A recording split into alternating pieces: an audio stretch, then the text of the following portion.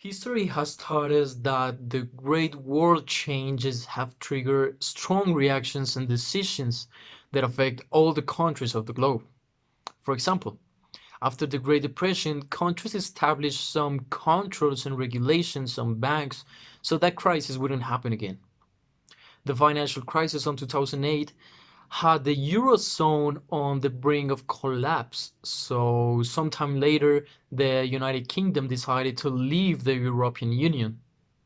Also, the devastation left by the desire of power of some countries in the Second World War resulted in international institutions that have the simple goal of ensuring peace and cooperation.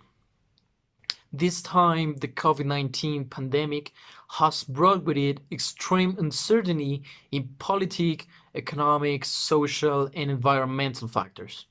However, it is thanks to the international cooperation and relations between countries that vaccination has been able to reach too many countries. So, well, from the perspective of the liberalism, it is possible to demonstrate the important role that the international institutions such as the WHO have played when providing information and standards to countries for the management of the virus.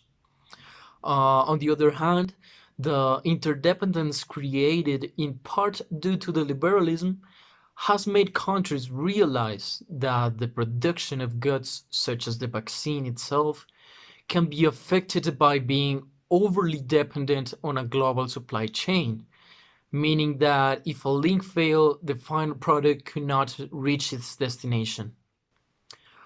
Well, so from the perspective of the liberalism, there is a strong competition from more developed countries such as the US, China, the United Kingdom, etc. So this is because they want the world leadership through the latent power.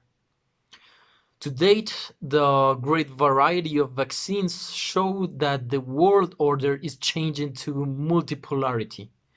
This is because there were several countries that created vaccines, such as the US, China, Russia, India. So these demonstrate not only the economic, but also scientific and educational power that these countries have. We also have to take into account the role of alliance and relations between countries for the commercialization of vaccines. For example, the Western countries like Colombia tend to buy more vaccines from Western powers like the US, while Asian countries rely on the effectiveness of Chinese vaccines. All this represents the latent power strategy that these two powers use today to compete for ideological, economic, and political leadership in the world.